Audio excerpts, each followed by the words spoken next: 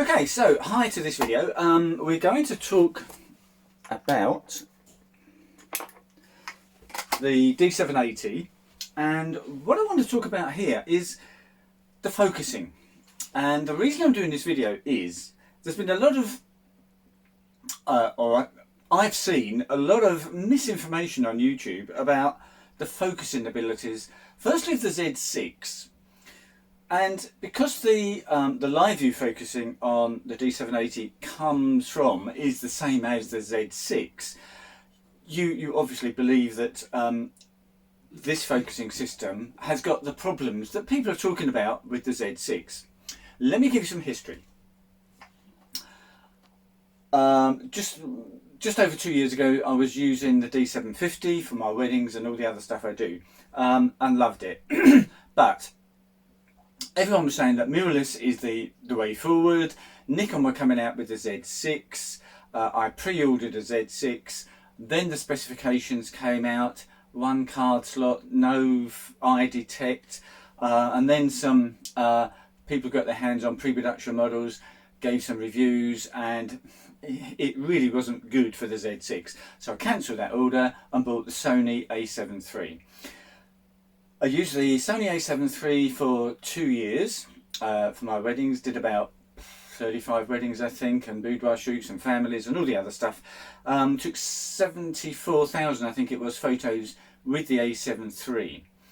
And when people compare on YouTube, compare the Z6 with the Sony A7iii, which is the direct competitor, the Z6 comes out way worse than the Sony on focus. Then they came out with the Nikon came out with the update to the Z6, which gave it good face detect, eye autofocus, and just totally improved the whole focusing system and a few other bits as well. And it's that version of the Z6 which I believe, I presume, the D780 has got as Live-View. However, people still say that that isn't as good as the Sony. The Sony's face detect is better, the eye autofocus is better, blah blah blah. However, I've got this. I've used the Sony A7iii, as I say, for 74,000 shots. I kind of got to know it in that time. And I believe this is every bit as good as the Sony A7iii, and I want to explain why, and I'm going to demonstrate using my friend here, Damien, who's kindly offered to stand here and help us. And I'll show you how I use Live-View autofocus and how it is comparable. I'm not saying it's better than, but it's certainly comparable to, in the same ballpark as the A7iii. I'm not going to talk about the viewfinder autofocus because obviously totally different, and is a small step up from the D750. Maybe in some areas it's a fairly big step up, because this has got the D5 focusing algorithm. It's got the same light metering which helps it with face detect, and certainly the face detect, if you use auto area in Live-View and switch on face detect, it's pretty good. It's not as good as the Z6 system in Live-View, but it's still pretty passable. Tracking is obviously fantastic because the D5, I mean, if you're going to the Olympics, you take a D5 with you, and the tracking is absolutely wonderful. It really is superb. But that's not what we're talking about, so it's Live-View. So I'm going to pop this on the tripod. We'll look at the back of the camera and I'll explain why I think this is as good as the Sony.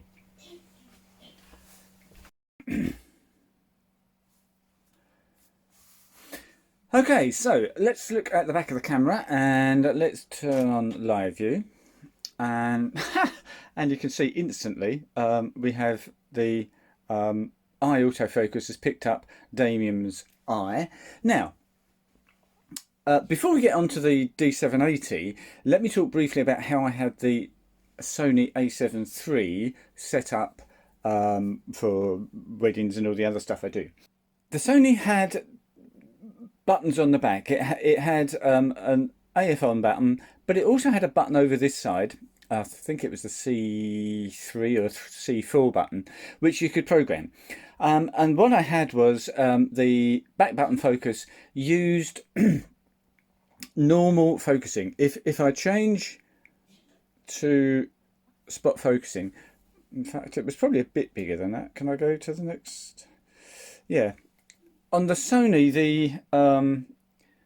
the single point focusing was in between that size and that size. This is smaller than the Sony, and that's a bit bigger.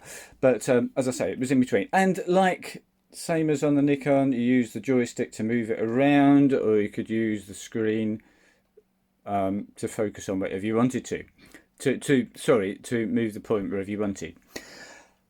And the back button focus used that focusing method, so I could simply do that, and this, what it just did then, would be exactly the same as the Sony did. I then had this button over here, which obviously the Nikon doesn't have. I could hit that and it would instantly switch, come up with the face detect and eye autofocus, and it would focus. And then obviously I could take the shot. So that's what the Sony had. So if in the situation here where I've got two faces in the scene, and typically at a wedding, of course, it could be 20 faces, the Sony would pick up the nearest face, as all cameras will. And if I wanted to change, then I didn't have the facility here to swap eyes or anything like that. It just focused on the nearest eye, and that was it. That was what you got. But what I could do on the Sony is, if it wasn't on the right person, I could hit this button. That would, it's a bit cumbersome, sorry. That would go back to that kind of focusing. I could point this at the person I wanted to focus on and hit this button on the right hand side, and that would then focus on that person, and obviously it would track across the screen, and I would then be locked onto that person. But the moment I let go of that button, it would revert back to the nearest person. So it wasn't perfect. It took some getting used to, and at a wedding, when you're trying to focus on either the bride or the bride's father as they're walking down the aisle, or the bride or the groom at the ceremony, this kind of thing, it took some practice. It wasn't absolutely straightforward, I have to say, but it was good. And it's still class leading now. So how does this compare? So as you can see, at the moment we are on large single point, small area in the middle there. So if I put that over his face, thank you Damien, hit focus, it'll focus on his face and we can take the shot perfectly in focus. Right, so that's one way we can do it. That's not a problem. And if I wanted to focus on her face, then I can focus on her face, hit focus, take the shot, and we've got her in focus. So I can still use that, and it's pretty easy with the touchscreen to move that around, obviously, and focus on whatever you want. However, to use the face and eye autofocus, we have to be on the Nikon. We have to be, or everyone says that we have to be in wide area. So let's go to wide area, and you see the moment I go into wide area, picked his face up, went into eye detect, and that is spot on for eye detect. It's very you saw it's instant, and the tracking is extremely good as well. So even if I move off of his face, immediately comes back, focus, take the shot, and as you can see, perfectly focused. So it really does track very well indeed, no problems with it at all. But what if I wanted to focus on her instead of him? So on the Sony, that was as I just described, but here I can't how do I move it? Because it's not picking up her face.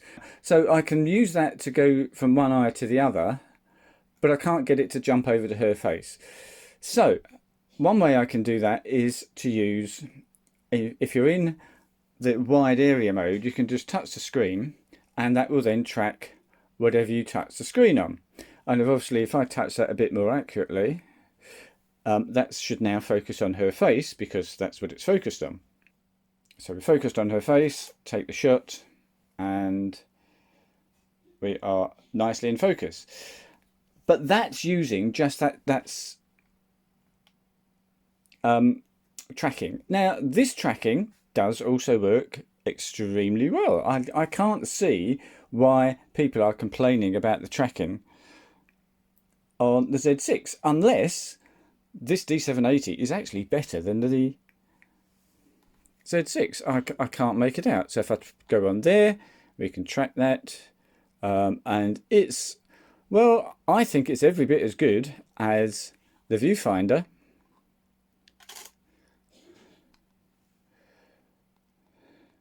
For tracking, and of course it covers the whole screen, but even if you want face detect, so if I now, what everyone says is that you now need to go back to, you need to turn that off, you need to hit this cancel button, you need to make sure you're in wide area before the face detector will work again. Well, I've got news for you, because if I just move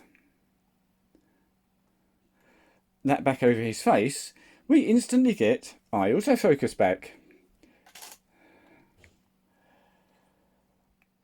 So it really is, it's going to, like anything, it's going to take a bit of practice, and it might not be perfect, but I tell you, not many things are perfect. So let me just go again. So focus on her.